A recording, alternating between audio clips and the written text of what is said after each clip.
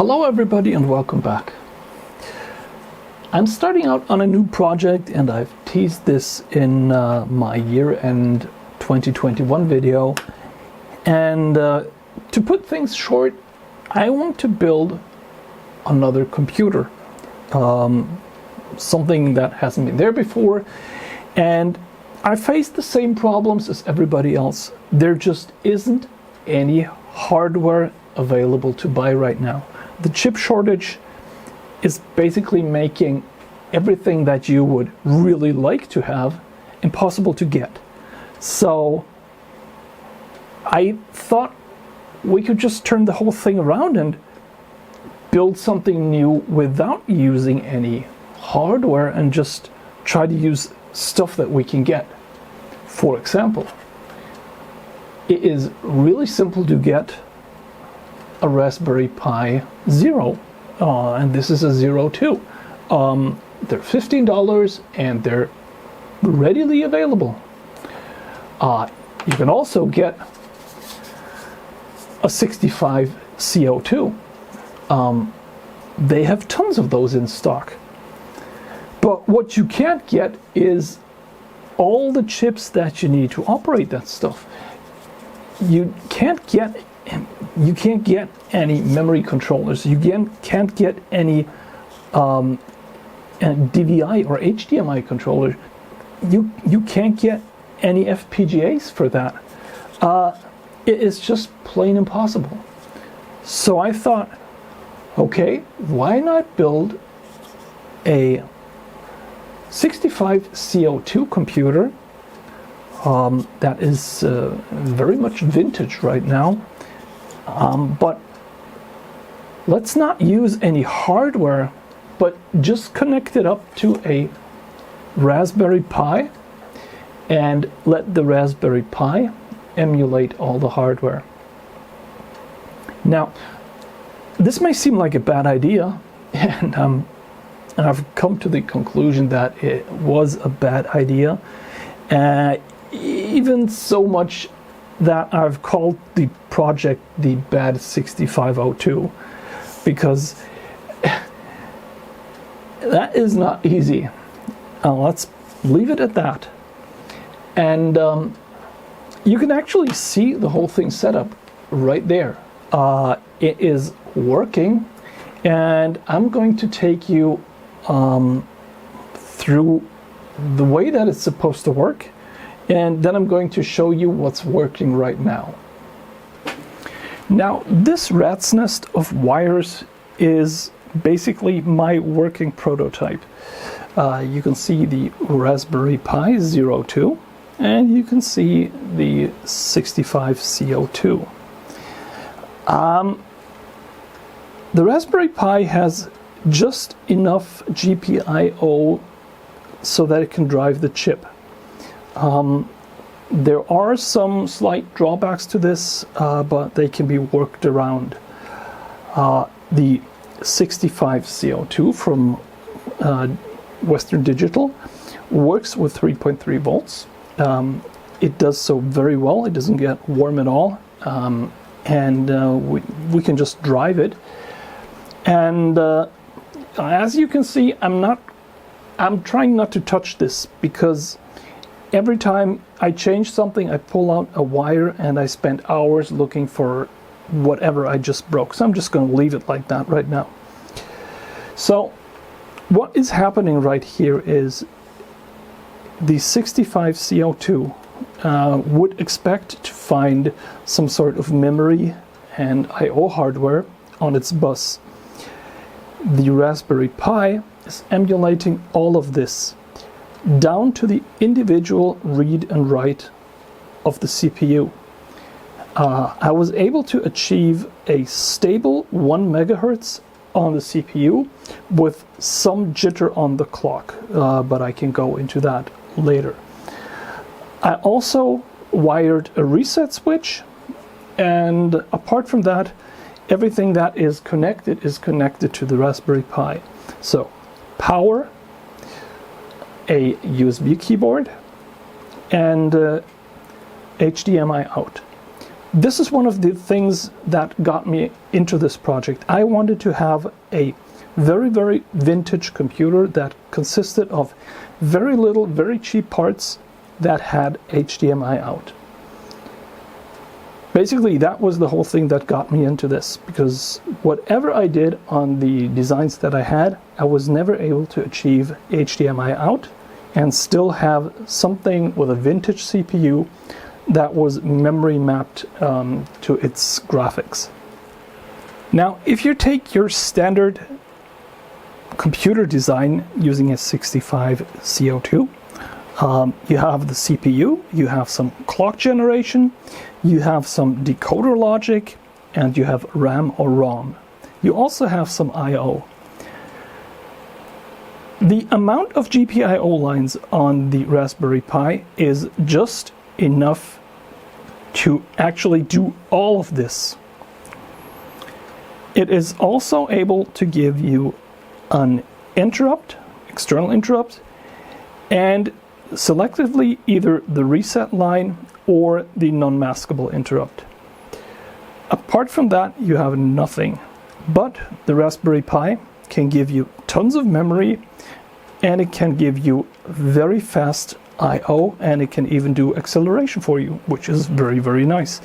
And with all of this, the only thing that you really need is a lot of wires and the CPU. Now, Raspberry Pi GPIO comes in many flavors, just as many as there are Raspberry Pis. I chose the Raspberry Pi 02 because it has the same chip as the Raspberry Pi 3, which is basically the fastest one when it comes to driving its GPIO lines. There are 28 GPIOs which are individually accessible to Linux or to an embedded executable. You don't need to run an operating system, but it just makes a lot of sense because it does a lot of stuff for you. And my basic layout that I had is super simple. Data lines 0 to 7 are GPIO lines 0 to 7.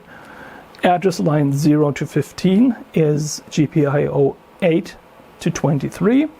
We have the read-write flag, we have the clock, reset, and IRQ, and all of these get their own GPIO pin. That is it. The rest of that has to be done in software. And when I say software, then it's not straightforward because we want to go really, really fast. The Raspberry Pi 02 is running at 1 gigahertz, which is pretty nice because 1 gigahertz is 1000 megahertz. And we can just have delay loops doing NOPs. And if we want to do a delay of 600 nanoseconds, we can just do 600 NOPs. Now, why am I saying you have to do NOPs? The Linux scheduler is still running at microseconds level. So if I were to go into sleep, the soonest that I can be woken up as a process is microseconds later. So we want to have programs that actually run as fast as they can, and they never ever give up control of the CPU. So there's some strange programming involved here. Apart from that, I made the software so it's multi-threaded. So we have a basic thread that starts everything. We have a thread for the CPU, we have a thread for video, and we have a thread for I/O. CPU is always synchronous, video is mostly asynchronous, and I/O is somewhat synchronous, but I had to work around a few things. Like, for example, if you output something onto the screen, then a print statement is not going to return fast enough. So I had to make that slightly asynchronous. But enough about that. Now, if I run something on this thing and the whole hardware is emulated through the Raspberry Pi, you can actually see that I am getting a pretty stable clock at around 1.1 megahertz. And you can also see that my CPU timing, the clock generated by the Raspberry Pi, has a lot of jitter. The reason for that is when we get to the point that we actually do a write or a read for the CPU that we have separately, it makes quite a lot of difference if you go through one or two if-then-else statements, because they consume time. And it is very hard to get all the timing so it is always exactly the same. Also, as you can see by the slight slopes that you're seeing here, the Raspberry Pi actually has problems driving the outputs to a point where a bit becomes recognized as a 1 by the CPU that we have attached. So right now this is a little bit rough, and there's still a lot of optimization that can be done here. So what is the emulation able to accomplish right now? Well, it's not a lot. I do have the code for doing reads and writes to the CPU, but well, basically that's all the CPU does all the time. It just writes to different addresses and they mean different things. But I've implemented memory, I've implemented ROM, and I have implemented a very simple screen algorithm, a video driver that is compatible to the Commodore VIC-20, meaning that it just reads some screen memory and it then pieces together the graphics to make the graphical output.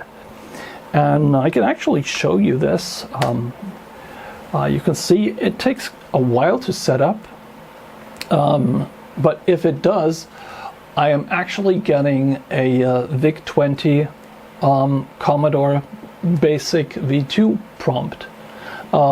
I can't input anything yet because I've not yet implemented any of the vias necessary to perform I/O or timing, so that's the reason why the cursor stopped blinking.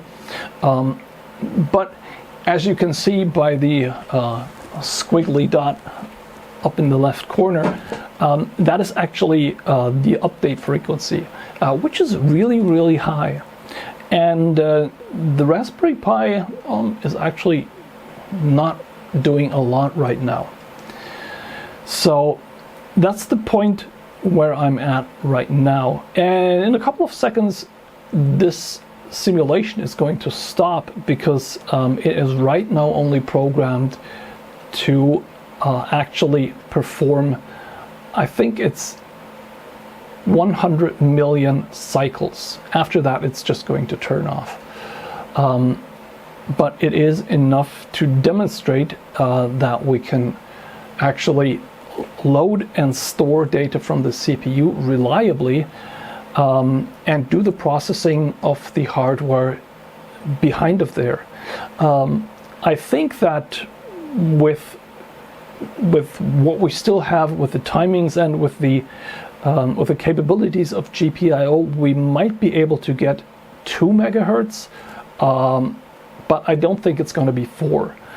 The next board that I'm building, I've already ordered a batches of main boards where everything can be put together in one neat package. I've ordered the first batch. I know that there's one mistake on those boards already, but that should be, I should be able to just bodge that.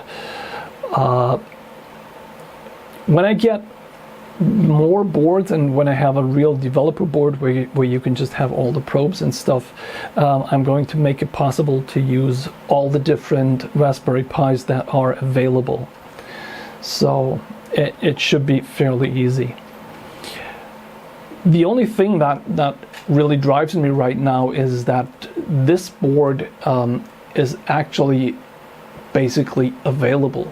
You can get you can get a Raspberry Pi and you can get a 65C02 or a 65C816. That should work too. I've not been able to test it out yet, just because I haven't gotten any time, but it should be possible to use the slightly more advanced CPU and maybe get a little bit more power out of that.